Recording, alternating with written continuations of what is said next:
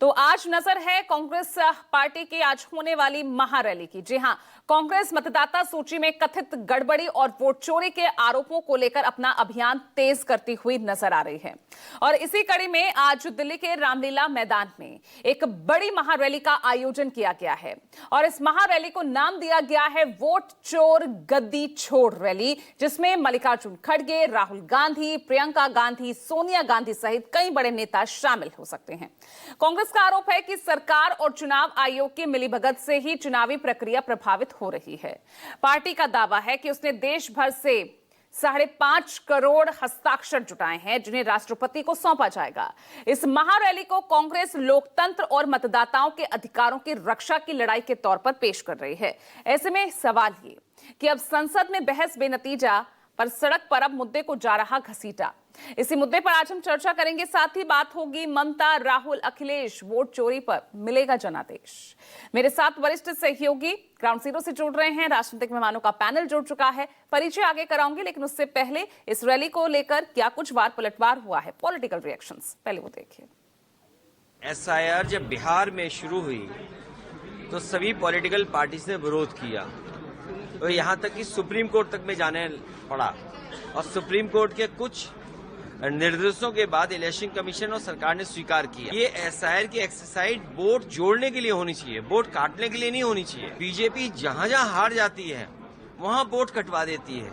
UP में 3 crore vote कटने जा रहा है और जिस कॉन्स्टिट्यूंसी से मैं चुन करके आता हूँ, अभी जो डेटा निकल करके आया वो है कि 2 लाख से ज्यादा वोट कट रहा है। पूरे यूपी में जो डेटा निकल करके आ रहा है वो लगभग 3 करोड़ वोटों का कटने का काम होने जा रहा है। तो आप इलेक्शन कैसे करा रहे हैं? इलेक्शन तो तब अच्छा होगा जब वोट ज्यादा हो, सबको वोट डालने का मौका मिले। वोट चोर पकड़ा गया है, उसकी शिनाख्त हो चुकी है, वो रंगे हाथों चोरी करते हुए पकड़ा, लेकिन चोर आड़ ले रहा है, चोर बचने की फिराक में है, चोर बच के भागना चाहता है।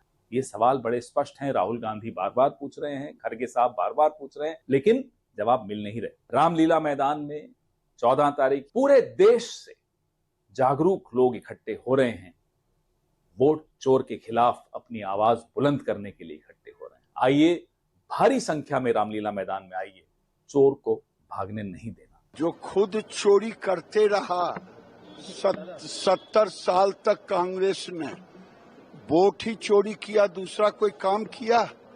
चोरों को सारे नजर आते हैं चोर। दिल्ली में एसआईआर के सवाल पर रामलीला मैदान में आपको रैली करने का अधिकार है, लेकिन सवाल इस बात का है कि पहले गुनाहनामा का पत्र जारी कर दीजिए कि पूर्व में जब कांग्रेस पार्टी शासन में थी, उस समय जब एसआईआर हुआ था तो क्या वह नियम संगत था?